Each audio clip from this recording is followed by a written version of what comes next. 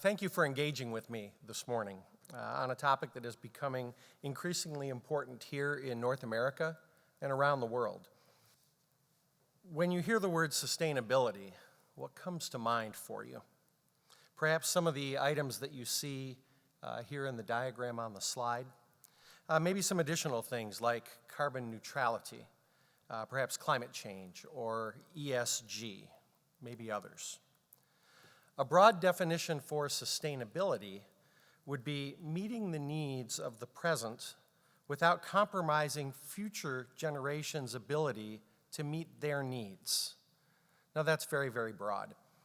So let's bring that down a little bit to how that impacts the collision repair industry. And I think about sustainability as a journey to a place where we are able to complete our vehicle repairs and do it while eliminating all of our current waste streams.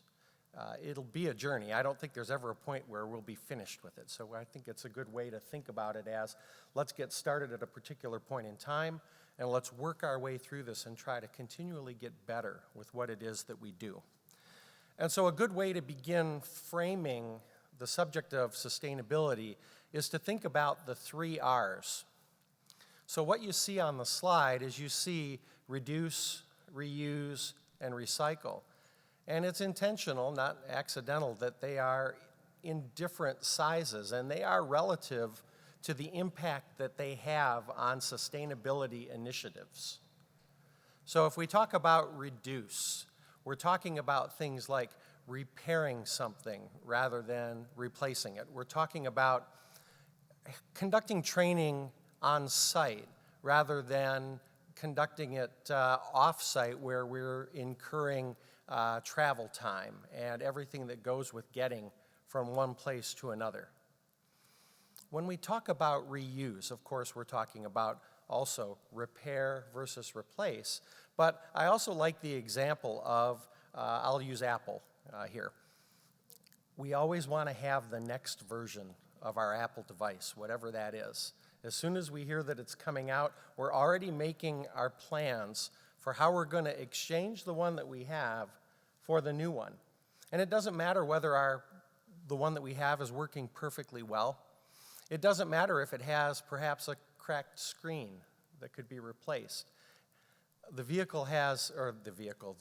item has usable life left to it, but we make the trade because we want the thing new without really thinking about, okay, well, what happens after I move on to my new one? What happens with my old one?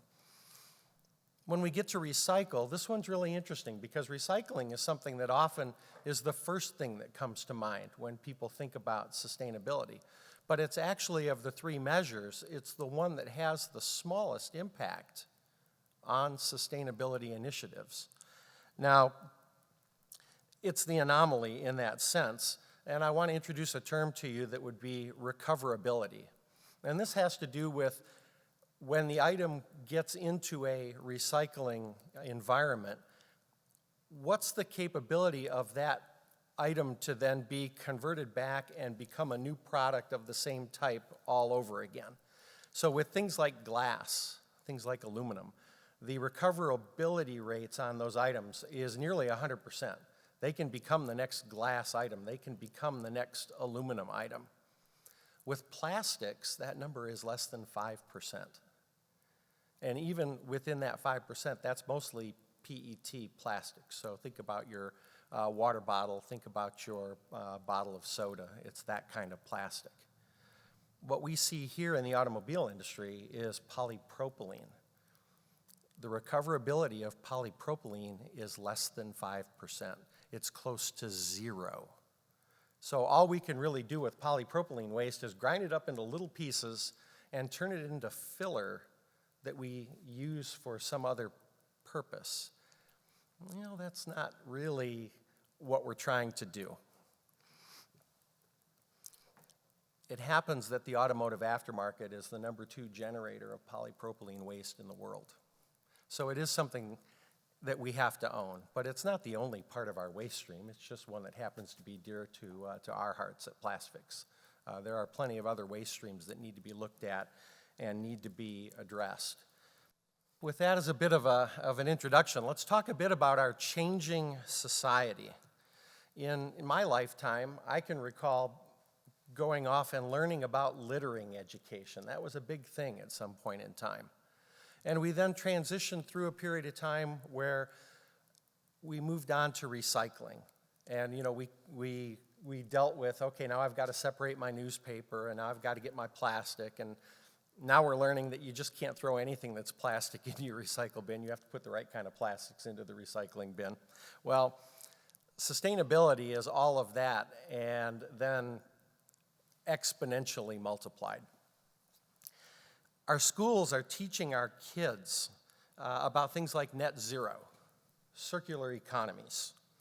Colleges and universities are putting kids out with degrees in sustainability, in environmental science. Law schools are graduating new lawyers with degrees in environmental law. The media and social influencers also work very, very hard to keep this message out at the forefront.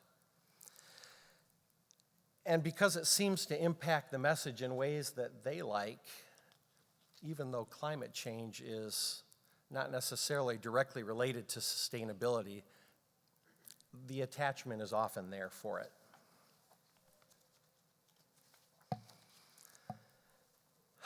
So what's driving all of this? Well, the green consumer drives a lot of this. One key element of the green consumer would be Greta Thunberg. Greta is somebody who embodies the Gen Z personality and this drive towards sustainability. They look at the world through the lenses of what we would call the sustainability triple bottom line, which would be economy, environment, and society. And so every decision that they make tends to have a filter that passes through all three of those things. It's very different, the way that they think and the way that they see the world. Well, as they happen to be the people who, as we move forward, are going to be leading our businesses, they're going to be the ones who are raising the next generation of green consumer influencers. This is only going to be something that becomes even more ingrained in our society, that we would think this way. Now, we can't afford to wait for that to happen because these people have money to spend. They demand that industry be more responsible, that we be accountable for the actions that we take. They do vote with their wallet. I'm sure you see this already. So being green in ways that can be demonstrably presented to them is important. And the ones who do it in a meaningful way are positioning their businesses well to move forward. And the ones who delay taking action, they will have to catch up eventually, because that segment of the population is only going to become more and more and more, a larger and larger piece of the audience that's out there. So what are we up against? When all of this converges on collision repair, what will we see? How will it affect us? Each of the stakeholders that you see in the list, they have key drivers for their business. But where do you imagine sustainability falls for them? Where does it fall for you in your business? I'll take a couple of examples here. I'm not picking on them. I'm just going to use them as examples. If the OEMs are engaged in lightweighting their vehicles, how much do you think sustainability enters into the solutions that they're considering as they lightweight their vehicles? If we look at it from an insurer's point of view, a loss, an accident with one of their policyholders is the most disruptive event in their long-term relationship with their customer. Do they have sustainability present in their mind as they work their way through that? And we could come up with examples for everybody else that's here on the list. Now, if we talk about the recyclers, they actually do think about sustainability. If you've ever had the opportunity to see what happens at the end of life for an automobile, what's left at the very end compared to what comes in at the start is very, very different. And it's very impressive what it is that they do.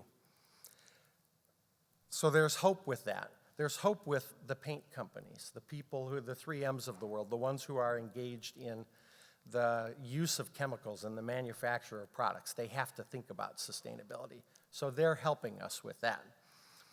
But the customer, that green consumer, is going to be one who's really going to drive this.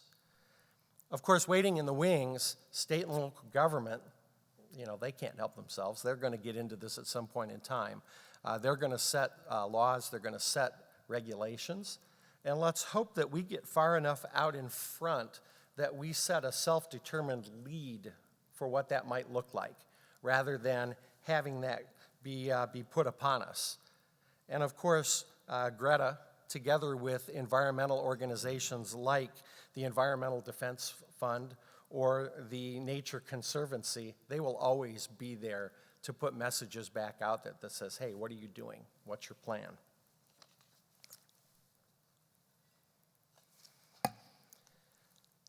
This one's new. This is a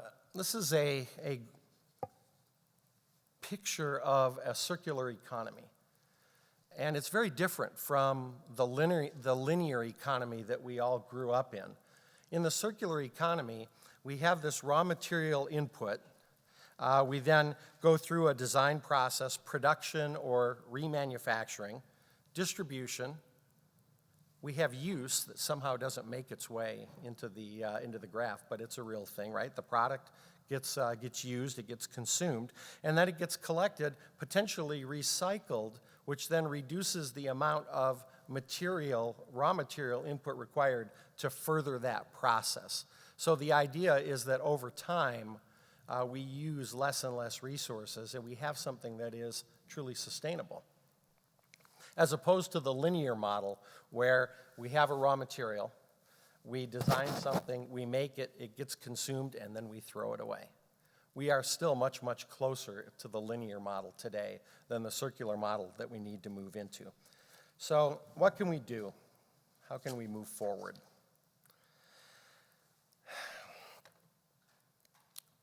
The first thought I would offer up is that while we can do things individually that would make a difference, the reality is that the greatest impact will come if we work together on this situation.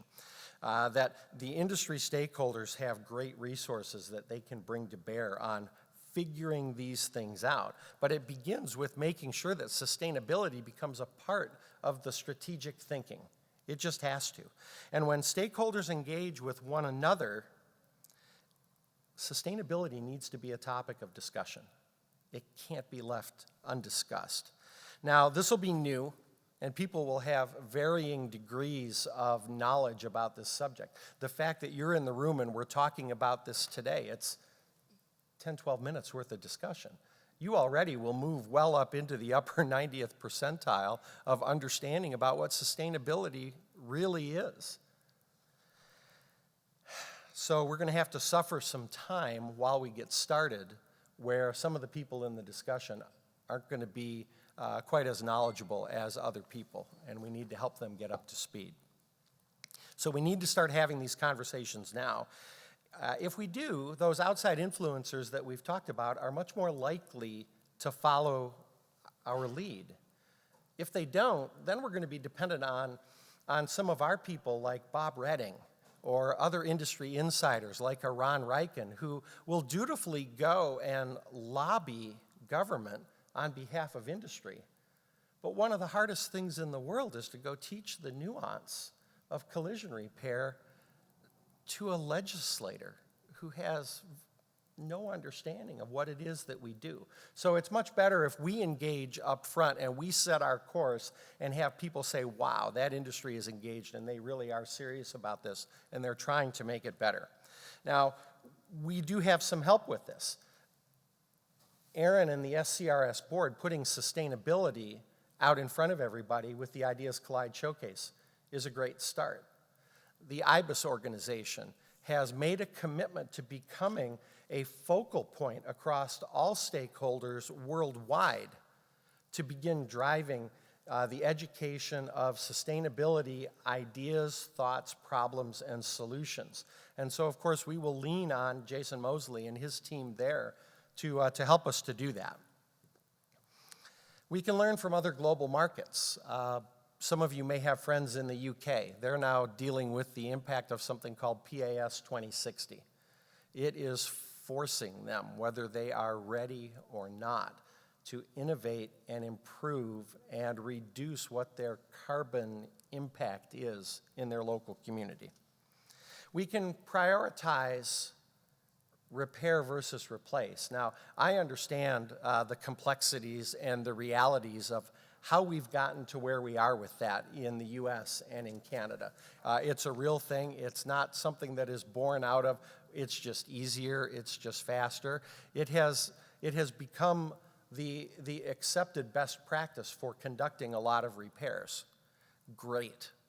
It creates waste every time we do it.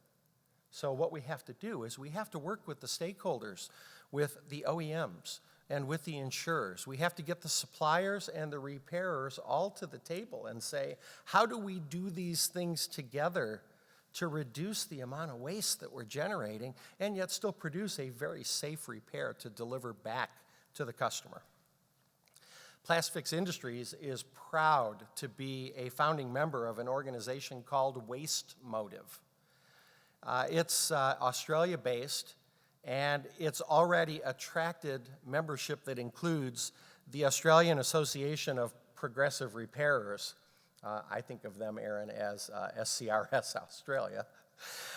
It also includes very small entities like Allianz, Exalta, PPG. It includes parts companies like ACM. It includes YCA Recycling. Environmental organizations like Planet Ark, and the New South Wales government is a part of this, right? So down there, they are taking that action to chart their own course rather than become subject to something that other people will put on them. And the membership is growing and growing and growing. So my challenges to you today, I have 6 of them. And it doesn't matter where in the stakeholder list you found yourself. 1, I would like you to put sustainability as an agenda item every time you have a monthly review meeting. Let's start thinking about it. Let's start talking about it. 2, appoint a subject matter expert within your organization. And you may say to yourself, well, I really don't have one. Okay, all the more reason to say, you're going to be this person and you're going to help bring us along in a journey as we make an effort to try to improve. 3, track and record your current waste and look at what your trends are over time as you begin to pay attention to this. 4, identify pathways for improvement and then begin to work on them. 5, involve other stakeholders in your conversations. And then 6, share it broadly across your entire organization as you have things to report on. If we begin just thinking about it in this perspective, we can make that progress that we need to make that will lead to legitimate actions. So we really can't afford to waste. There will be winners and there will be losers across the stakeholder chain on that. The green consumers will make sure that that happens. They will absolutely support the ones that make the right choices. Thank you, Aaron, and the SCRS board for putting this on the agenda for today. Thank you, all of you, for the attention with that. And I look at this as a great beginning, but it is the great beginning of something that's going to take us quite a while to work through. Thank you.